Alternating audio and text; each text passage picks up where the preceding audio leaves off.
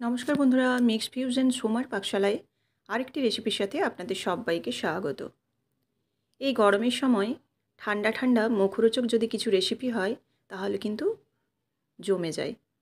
তো চলুন, আজকে আমি সেরকমই একটি মুখরোচক রেসিপি, যেটি স্ট্রিট ফুড হিসাবে কিন্তু ভীষণই চলে। হ্যাঁ, ঠিকই ধরেছেন আপনারা, আজকে আমি বানাবো দই বড়া।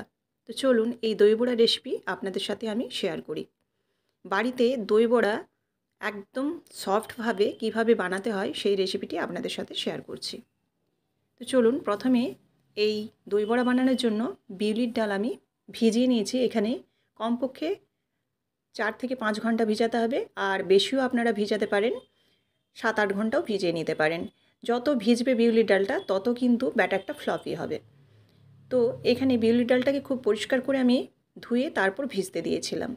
এবার একটা মিক্সির জারের মধ্যে এই বিউলির ডালটাকে আমি নিয়ে নিচ্ছি, নিয়ে খুব মিহি করে পেস্ট করে নেব।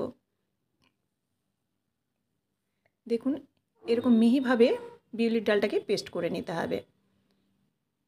এবার এটাকে আমি একটা পাত্রের মধ্যে ঢেলে নিচ্ছি। এই বিউলির ডালটাকে কিন্তু এবার খুব ভালোভাবে ফেটিয়ে নিতে হবে। আর বিউলির ডালের থিকনেসটা হবে এরকম, খুব একটা বেশি জল দিয়ে একদমই আপনারা মিক্সির জারে দেবেন না, বা শিলেও যদি বাটেন তাহলে কিন্তু খুব একটা বেশি জল দেবেন না।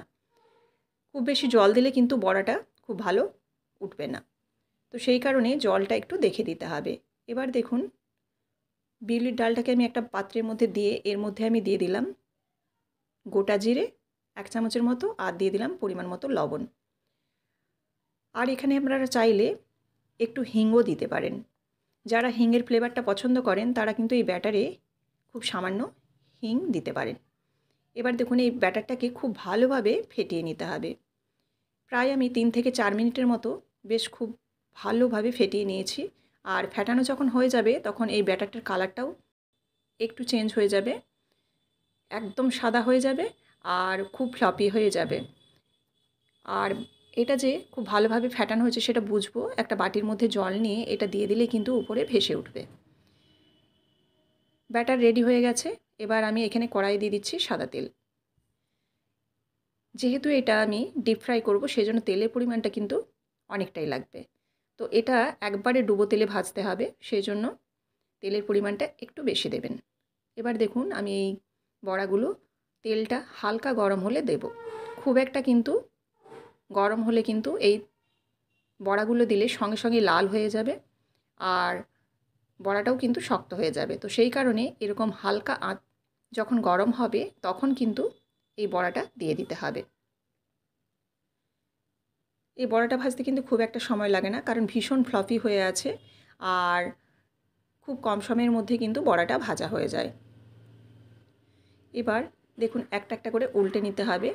এখানে তেলের পরিমাণটা আমার আরেকটু হলে ভালো হতো, কিন্তু আপনারা চাইলে আরও তেলের পরিমাণটা একটু বাড়িয়ে দিতে পারেন, কারণ ডুবো তেলে হলে ভীষণই ভালো বড়াগুলো হয়।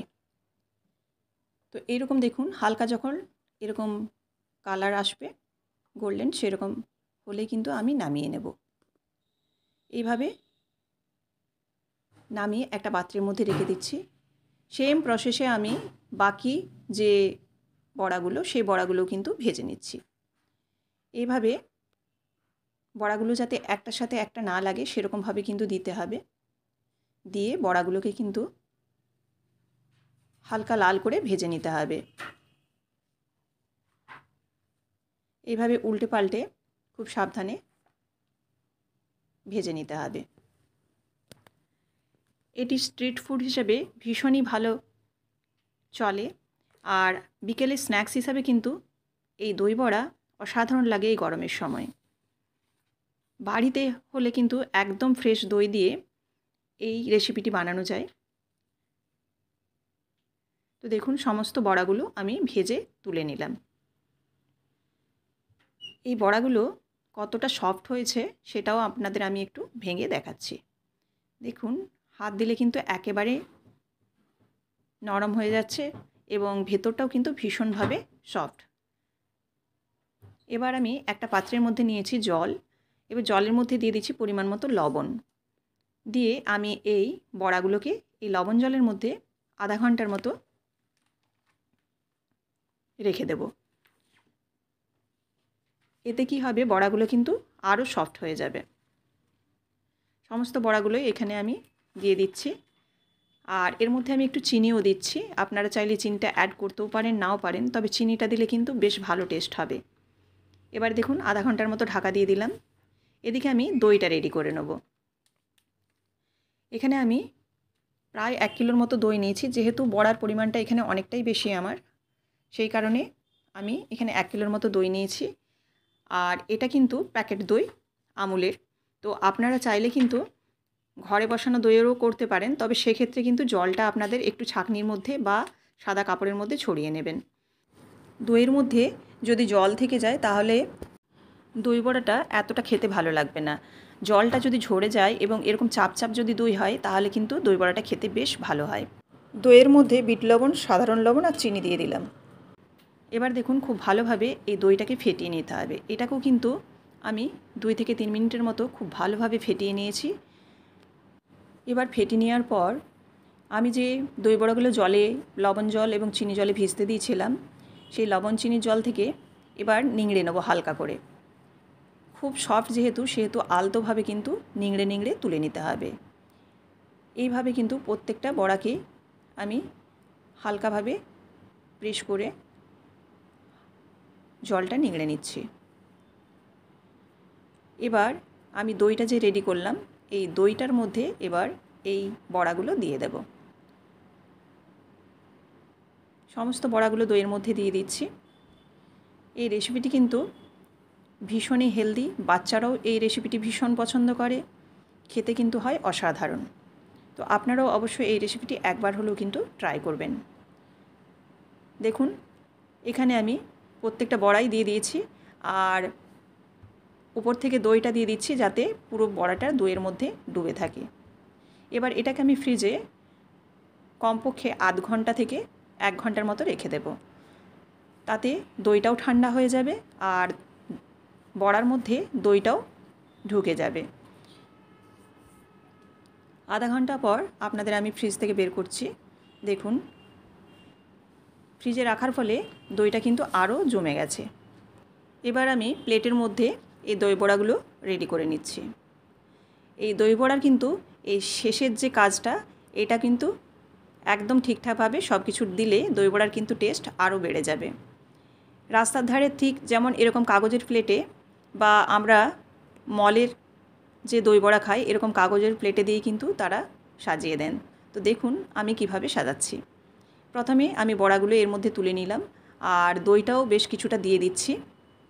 এবার বাকি যে উপকরণগুলো আছে সেই উপকরণগুলো দেব। এই রেসিপিটি যদি আপনাদের ভালো লেগে থাকে অবশ্যই লাইক, কমেন্ট এবং শেয়ার করবেন। আর এরকমই বিভিন্ন ধরনের রেসিপি পাওয়ার জন্য অবশ্যই চ্যানেলটিকে সাবস্ক্রাইব করে বেল বাটনটি প্রেস করে দেবেন, যাতে আমার সমস্ত রান্নার আপডেট আপনাদের কাছে সবার আগে পৌঁছে যায়। আমার যে বন্ধুরা ফেসবুক থেকে দেখছেন তাদের কাছে অবশ্যই অনুরোধ রইল যে আপনারা পেজটিকে ফলো করে দেবেন। এবার দেখুন আমি উপর থেকে তেঁতুলের চাটনি দিয়ে দিচ্ছি। এই তেঁতুলের চাটনিটা আমি বাড়িতেই বানিয়েছি। আপনারা যদি এই রেসিপিটি দেখতে চান তো অবশ্যই আমার চ্যানেলে আপনারা দেখতে পেয়ে যাবেন। এবার তেঁতুলের চাটনি দেওয়ার পর উপর থেকে জিরে ভাজা গুঁড়ো, এই জিরে ভাজা গুঁড়োটা কিন্তু দই বড়ার অন্যতম একটি বলতে পারেন ফ্লেভারের উপকরণ। এই জিরে ভাজা দিলে কিন্তু ভীষণই ভালো ফ্লেভার আসে। এবার দিয়ে দিচ্ছি বিট লবণ আর উপর থেকে চিলি ফ্লেক্স। এবার দিয়ে দেবো ঝুরি ভাজা। এই ঝুরি ভাজাটাও কিন্তু উপর থেকে দিলে দেখতে যতটা সুন্দর হয়, খেতেও কিন্তু বেশ ভালো লাগে। যদি ধনেপাতা কুচি থাকে অবশ্যই আপনারা চেষ্টা করবেন উপর থেকে ধনেপাতা কুচি দিতে, তাতে কিন্তু দেখতেও যতটা সুন্দর হবে, খেতেও কিন্তু আরও বেশ ভালো হবে। যেহেতু এখন অফ সিজন ধনেপাতা সেরকমভাবে পাওয়া যায় না, সেই জন্য কিন্তু আমি ওপরে ধনেপাতা সেরকমভাবে দিতে পারিনি। তো আপনারা চাইলে ওপর থেকে অবশ্যই ধনেপাতা কুচি ছড়িয়ে দিতে পারেন। আবারও আপনাদের সাথে দেখা হচ্ছে নেক্সট রেসিপিতে। সবাই ভালো থাকবেন। ধন্যবাদ।